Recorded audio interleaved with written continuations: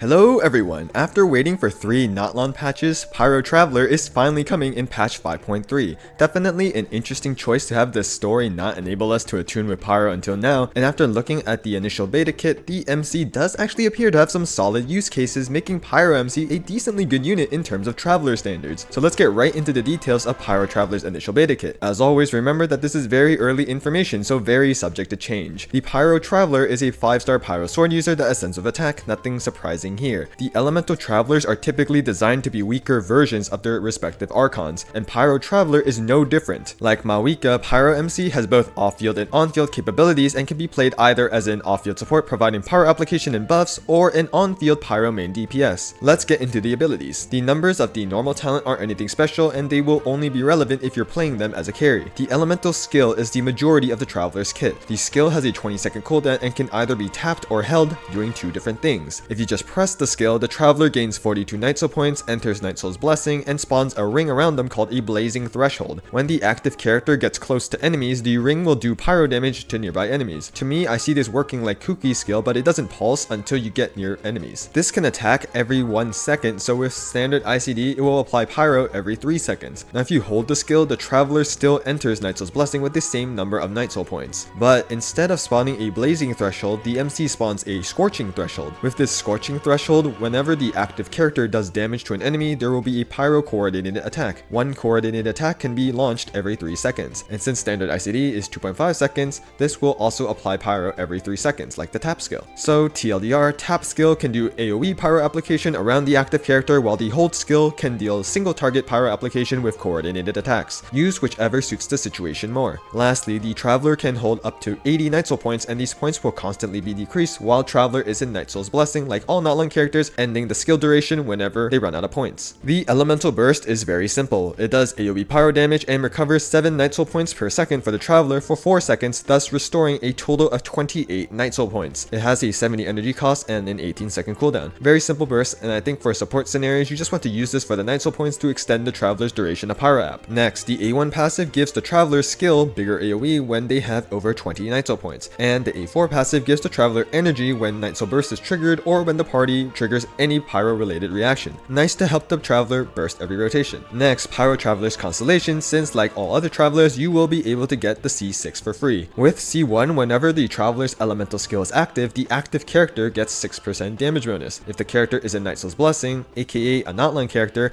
this damage bonus is doubled to 12%. A small buff to be sure, but a damage buff is still nice nevertheless. With C2, after the traveler uses elemental skill, when any pyro related reaction is triggered, the traveler will get 14 Night Soul points. This can happen twice per skill usage, so you can get a total of 28 Night Soul points. Pretty important considering you want the off-field pyro application from the skill to last as long as possible, especially for a support pyro MC. C3 increases the skill talent level by 3, C4 gives the traveler 20% pyro damage bonus for 9 seconds after using the burst, C5 increases the burst talent level by 3, and lastly C6 gives the traveler pyro infusion on their attacks while they're in Night Soul's Blessing, along with 40% crit damage. This constellation alone allows the Pyro Traveler to be played as a pyro main DPS. One last thing to note is that all of these constellations actually have additional effects, but they are only active during the story. Kinda sucks that we don't have them normally, but it's still interesting to note. And that's the Pyro Traveler's initial beta kit in a nutshell. If you're planning to play Pyro MC as a pure off-field support, then if you're building a normal crit sub DPS, then skill over burst for talent leveling priority. But if you're just building him cheaply or as full EM, which is applicable to an overload team that I'll go into later, then you can just leave his talents at level 1. Personally, I think this way is better just in terms of resource efficiency. For main DPS, level normals, then skill, then burst last. Gameplay rotation wise, support Pyro MC is just a skill into burst into swap gameplay, while with main DPS Pyro MC, set up your support skills before swapping the Pyro MC, skill, then burst, then on field with your attacks. Next, let's go over Pyro Traveler's potential build options. For support, the common 5-star support weapons like Freedom Sword and Key of Kashnisu are good. For 4-star weapons, you can never go wrong with Favonius Sword, but a potentially better option is Sacrificial Sword. This isn't so that you can have 2 skills up at the same time because that's impossible, but because Traveler's skill cooldown is 20 seconds, which is kind of annoying. But with Sac Sword, you can avoid building teams around this 20-second cooldown. Lastly, for an overload team, you can build Pyro Traveler full EM, so any sword that just gives EM as a substat can work fine. Now for main DPS Pyro Traveler, he's just a normal attack and crit scaler, so any weapons that gives those stats will be solid. Some 5-star weapon examples include Mist Splitter, Harange Pakufutsu, and Jade Cutter, and some 4-star examples that you can use include the Black Sword, Finale of the Deep, and Calamity of Eshu. 2. For artifact sets, a support Pyro Traveler will pretty much always use 4P Scroll. Any off-field support that utilizes Night Soul loves this artifact set, and it will be the main reason that Pyro MC is good in their teams due to the damage bonus it can give. For main DPS, 4-piece Obsidian Codex will be the best choice. Pretty self-explanatory here as well, gives a lot of stats for on-field characters using Night Soul. For artifact stats, I can visualize the support build having 3 main builds. First, you can go the typical attack pyro damage crit sub DPS build. However, just like building Kachina, it may be more efficient to just give them whatever pieces you own that have ER and just call it a day. That 4-piece scroll buff is going to activate regardless of what stats you have on Pyro MC. And lastly, for the specific overload teams, you can put in full EM to increase the damage of his overloads. Now for main DPS Pyro Traveler, it will always be attack, pyro damage, and crit for main stats, but you can swap to an EM Hourglass for vape and melt teams. Nothing special here. Substats prioritize ER until you have enough, then crit, then EM if your team takes advantage of it, then lastly attack. Lastly, let's cover Pyro Traveler's potential team comps. For their role as a support, it's important to note their rate of off-field pyro application. Currently, either the tap or hold skill will apply pyro once every 3 seconds. In comparison, both Dea and Toma apply off-field pyro once every 2.5 seconds. So with Pyro Traveler applying less pyro than Dea and Toma, their good team options are quite limited. However, there are teams that don't need that much pyro application where once every 3 seconds is perfectly fine. And in these teams, Pyro MC will bring more damage than Toma or Dea because of the access to the full damage bonus from 4-piece scroll along with the small damage buff from C1. 2 specific teams come into mind. First, Kenichi burning teams. In these teams, you don't need that much pyro because applying Dendro onto burning extends the burning aura. Thus, while using Toma or Dea would provide Kenichi with defensive utility, Pyro MC provides Kenichi with 12% damage from C1 and 40% Dendro damage bonus with 4-piece scroll, though it will be hard to re-trigger it after the first rotation. The second team where Pyro MC will be good as a support is in Chevro's overload teams with an Electro main DPS like Cloran or Raiden. Again, Pyro MC is mainly able to provide 40% Electro damage bonus, which will be a damage increase compared to existing options we have in the game currently. But on top of that, this is the team where the full EM Pyro Traveler comes in. Since they will be constantly triggering overloads, the damage actually adds up, especially with full EM. And remember that the overload reaction did get a buff in patch 5.2, making this damage more significant. For main DPS Pyro Traveler, pretty much any DPS team that another Pyro main DPS uses should work. Just to pick a few options, you can try a standard vape team with Farina Bennett or a double hydro team. You could even do a plunge vape team with Shen Yun. In addition, using a Chevro's overload team or a melt team with Sitlali can work as well. And that's everything on Pyro Traveler as of now. Even though all travelers are typically seen to be on the weaker side, I do think that Pyro Traveler seems to have more meta use cases than the other elements. Their main support role in bringing a small damage buff from C1 and the 4-piece scroll buff to burning and Chevro's overload teams makes Pyro MC a pretty strong performer in these teams, becoming a better damage option than options we have currently. They even have the choice of being a real main DPS, something that the other elemental travelers don't really have. Though I don't think the main DPS teams will be that good, the option exists nonetheless. If Pyro Traveler was released in 5.0, they would have been actually the best option for damage in team comps for a couple patches. However, the most unfortunate thing about Pyro Traveler is that Mawika is being released at the same time. And the reality is that in all of the team options that I mentioned for Pyro MC as both a off-field support and an on-field DPS, Mawika is just a strictly better option at the moment. And because of this, you could argue that Pyro Traveler is kind of useless since you would just use Mawika instead. However, if you are able to free up your Mawika for your other team, I can still see Pyro MC being useful. This can be especially valuable in Imaginarium Theater as well. Thus, despite Mawika's existence, I do think that Pyro MC is looking like the most promising and most useful traveler out of all the elements, even better than Dendro MC. But as always, all of this may change, so we'll just have to wait and see if HOYOverse decides to change Pyro Traveler in the upcoming weeks. I hope this initial overview and analysis on the Pyro Traveler's kit was helpful to you all. I will continue to cover the other new characters and their future beta updates, so if you want to keep tabs, sub to the channel for all the future news and analysis on the patch 5.3 characters. And if you haven't seen my analysis videos on Mawika and Sitlali yet, I highly recommend checking them out. If you have any questions, feel free to leave a comment and like the video if you enjoyed. And with that, I hope you all have a wonderful day.